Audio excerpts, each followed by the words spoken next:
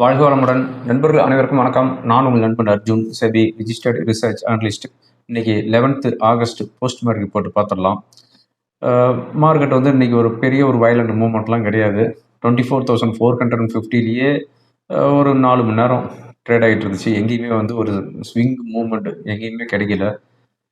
ஆனால் மணி 3:05க்கு கூட 24,450 call and put ரெண்டும் சேர்ந்து கம்பைன்டு ப்ரீமியம் எவ்வளோ இருந்துச்சு அப்படின்னு பார்த்தோம் அப்படின்னா நியர்லி 50 ருபீஸ் இருந்துச்சு. ஓகேங்களா? ஸோ அந்த 3:05க்கு நம்ம வந்து ஷார்ட் ஸ்ட்ராடல் கிரியேட் பண்ணியிருந்தா கூட அந்த எண்ட் ஆஃப் த செஷனில் வந்து நமக்கு வந்து 30 ருபீஸ் வந்து ப்ராஃபிட் வந்திருக்கும்.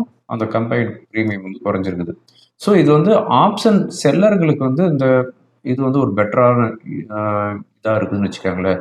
ஆப்ஷன் பையர்களுக்கு வந்து நோ யூஸ். அதாவது ஆப்ஷன் ப்ரீமியம் வந்து அதிகமாகவே வச்சுட்டு இருக்கிறாங்க. சரி மார்க்கெட் ஒரு வயலண்ட் மூவ்மெண்ட் வரும் அப்படின்னா அவங்க போய் ஆப்ஷன் எந்த மணி வாங்கினாலும் சரி, அடுத்த மணி வாங்கினாலும் சரி, எல்லாமே வந்து மில்ட் ஆகிட்டு இருக்குது. ஸோ இது வந்து ஆப்ஷன் செல்லர்களுக்கு ஒரு நல்ல ஒரு வரப்பிரசாதம் மாதிரி தான் இருக்குது சிஏஎஸ். அதாவது ஃபர்ஸ்ட் ஒரு 2 நாள் வந்து வயலண்ட் மூவ்மெண்ட் இருந்துச்சு. பட் அப்போ வந்து எல்லாமே வந்து அகைன்ஸ்டாக சொல்லிட்டு இருந்தாங்க. ஆனால் அதுக்கப்புறம் வந்து இந்த ப்ரீமியம் வந்து அப்படியே கொஞ்சம் கொஞ்சமாக மெல்ட் ஆக ஆரம்பிக்கவும் ஆப்ஷன் செல்லருங்களுக்கு இது வந்து ஒரு நல்ல ஒரு வரப்பிரசாதம் அப்படின்னு தான் சொல்லணும். பட் அவங்களுக்குமே வந்து ரெகுலராக இந்த மாதிரி இருக்குமா அப்படிங்கிறது தெரியாது.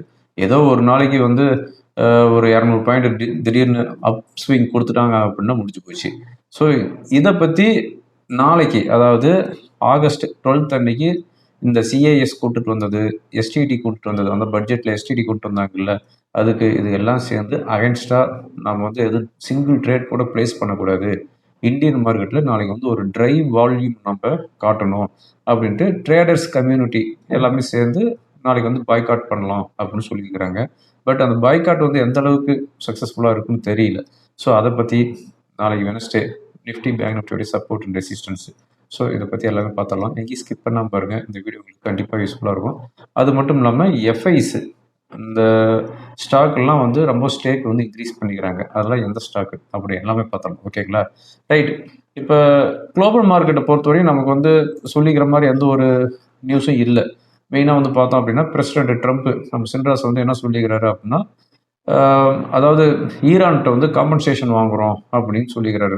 ஓகேங்களா? அவங்க வந்து டிமாண்ட் பண்ணிட்டு இருக்கிறாங்க ஈரானுக்கிட்ட இருந்து காம்பன்சேஷன் வாங்கணும் அப்படின்னு. ஈரான் தான் வந்து யூஎஸ் கிட்ட காம்பன்சேஷன் கேட்டுட்டு இருந்தாங்க. ஆனால் இப்போ வந்து யூஎஸ் வந்து ஈரானுக்கிட்ட காம்பன்சேஷன் கேட்குறாங்க. இந்த நியூஸ் வந்ததுக்கப்புறம் க்ரூடு வந்து நியர்லி 5% இன்க்ரீஸ் ஆயிருக்குது. பிரெண்ட் க்ரூடு வந்து $90 பெர் பேரலுக்கு வந்துருச்சு. யூஎஸ் மார்க்கெட்டை பொறுத்தவரையும் அதாவது எஸ்டர்டே வந்து ஒரு பெரிய மூவ்மெண்ட்லாம் எதுவும் கிடையாது. எல்லாம் ஃப்ளாட்டாக தான் க்ளோஸ் ஆகிடுது. வித் நெகட்டிவ் பயாஸில் வந்து க்ளோஸ் ஆகிருக்குது. இன்றைக்கி கூட இப்போ கூட வால் ஸ்ட்ரீட்டு நியர்லி 100 பாயிண்ட்ஸ் ஹையில் தான் ட்ரேட் ஆகிட்டு இருக்குது. இன்றைக்கி மார்னிங் ஏசியன் மார்க்கெட் பார்த்தோம் அப்படின்னா அது இன்றைக்கி Japanese market holiday. Hang Seng index 1% டவுனில் க்ளோஸ் ஆகிருக்குது. ஷாங்காய் இண்டெக்ஸ் 0.8% டவுன் வந்து க்ளோஸ் ஆகிருக்குது. நம்ம கிஃப்ட் நிஃப்டி இன்னைக்கு morning 10 to 15 points plus or minus தான் இண்டிகேட் பண்ணிட்டு இருந்துச்சு. ஓகேங்களா? இன்றைக்கி நம்ம மார்க்கெட் ஓப்பன் ஆனது 24,550 ஓப்பன் ஆகிட்டு 24,450 அரௌண்ட் வந்துருச்சு ஒரு 11 o'clock. அதாவது ஓப்பன் ஆன இடத்துல வந்து 100 பாயிண்ட்ஸ் டவுன் ஆகிடுச்சு வித்தின் ஒன் ஹவருக்குள்ளே. பட் அங்கேயே தான் வந்து கன்சால்டேட் ஆகிட்டு இருந்துச்சு மார்க்கெட் முடிகிற வரையுமே. அதாவது நமக்கு வந்து அந்த சிஏஎஸ் இம்பேக்டில் வந்து கடைசியாக வந்து எவ்வளோ இம்பேக்ட் ஆச்சு அப்படின்னா 22 பாயிண்ட்ஸ் இம்பேக்ட் ஆச்சுன்னு வச்சுக்கோங்களேன். அதாவது 24,450ல் 315க்கு க்ளோஸ் ஆச்சு. 335க்கு நமக்கு வந்து ஆவரேஜ் க்ளோசிங் 24,471 சம்திங் வந்துருக்குது. ஓகேங்களா? அதாவது 22 பாயிண்ட்ஸ் தான் வந்து டிஃபரன்ஷியேட் ஆகிருக்குது. ஆனால் 24,400 கால் மணி 3:10க்கு கூட கிட்டத்தட்ட 50 ரூபாய்க்கு ட்ரேட் ஆகிட்டு இருந்துச்சு. 40 ரூபாய், 45 ரூபா, 50 ரூபா அந்த ரேஞ்சில் ட்ரேட் ஆகிடுச்சு. அதாவது ஒரு நல்ல ஒரு ஸ்விங் வரும் அப்படின்னு எல்லாம் எதிர்பார்த்துட்டு இருந்தாங்க. பட் அது கிடைக்கல. இன்னைக்கு ஃபைனலாக சென்செக்ஸ் 388 பாயிண்ட்ஸ் டவுனில் க்ளோஸ் ஆயிருக்குது. 0.49%, 78,154 செட்டில் ஆயிருக்குது. நிஃப்டி 112 பாயிண்ட்ஸ் டவுனில் க்ளோஸ் ஆகுது. 24,471 செட்டில் ஆகுது. மிட் அண்ட் ஸ்மால் கேப் வந்து ஆல்மோஸ்ட் ஃப்ளாட்டாக தான் க்ளோஸ் ஆயிருக்குது வித் பாசிட்டிவ் பயாஸில். செக்டார் வைஸ் பார்த்தோம் அப்படின்னா ஃபார்மா செக்டார் 1% இன்க்ரீஸ் ஆயிருக்குது. ஐடி 0.5%. ரியாலிட்டி, எஃப்எம்சிஜி, மெட்டல் 1% டவுனில் க்ளோஸ் ஆயிருக்குது. Private bank 0.5%, auto, bank, Nifty bank இது எல்லாமே வந்து 0.5% டவுனில் தான் வந்து க்ளோஸ் ஆயிருக்குது. ருபி 95.44 செட்டில் ஆயிருக்குது. நேற்று வந்து 95.30 செட்டில் ஆயிருந்துச்சு. இதுதான் post market report. Brent crude 2.5% increase ஆயிருக்குது, நியர்லி $90 பெர் பேரலுக்கு இருக்குது. செபி வந்து எம்சிஎக்ஸ், அதாவது நான் அக்ரி கமாடிட்டிஸுக்கு பர்மிஷன் கொடுத்துருக்குறாங்க. எஃபிஐக்கு, அதாவது ஃபாரின் போர்ட்போலியோ இன்வெஸ்டர்ஸ் வந்து பர்மிஷன் கொடுத்துருக்குறாங்க. நீங்கள் வந்து நான் அக்ரி கமாடிட்டிஸையும் வந்து ட்ரேட் பண்ணிக்கலாம் அப்படின்ட்டு பர்மிஷன் கொடுக்கறதுக்காக கன்சல்டேஷன் பேப்பர் கொடுத்துருக்குறாங்க. அதாவது அவங்க வந்து கன்சல்டேஷன் பேப்பர் கொடுத்தாவே வந்து அது வந்து பர்மிஷன் கொடுத்த மாதிரி இருக்கும். அதனால தான் நீங்கள் வந்து எம்சிஎக்ஸ் நியர்லி 5% இன்க்ரீஸ் ஆயிருக்குது. ஓகேங்களா.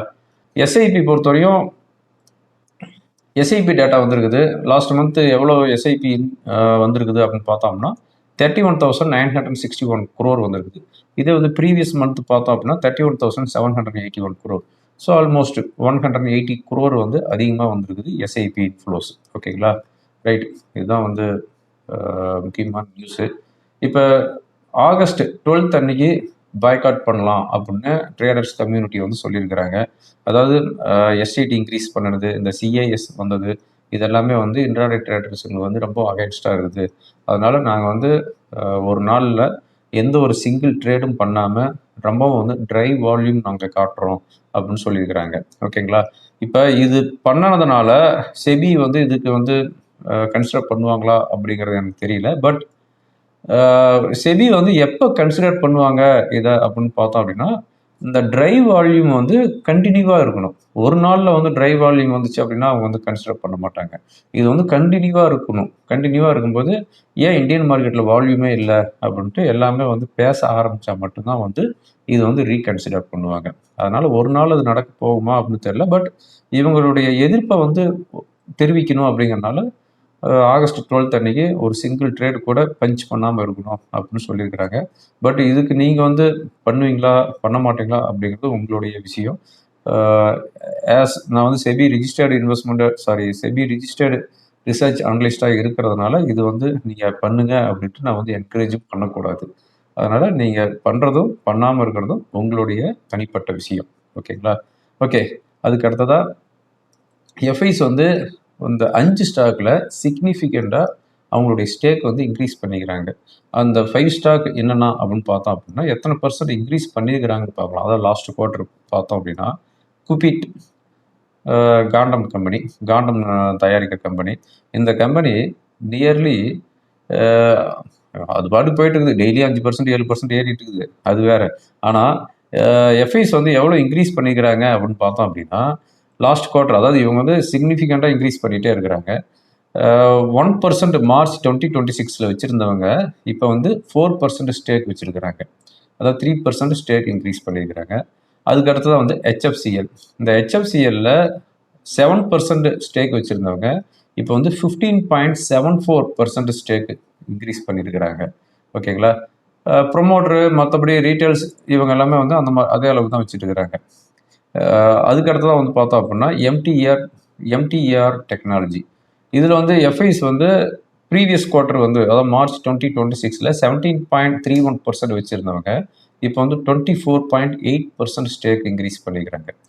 ஓகேங்களா. அதுக்கடுத்தா வந்து பின் லேப்ஸ். இந்த பின் லேப்ஸில் இவங்களுடைய எஃப்ஐஸ் வந்து ப்ரீவியஸ் குவார்ட்டரில் வந்து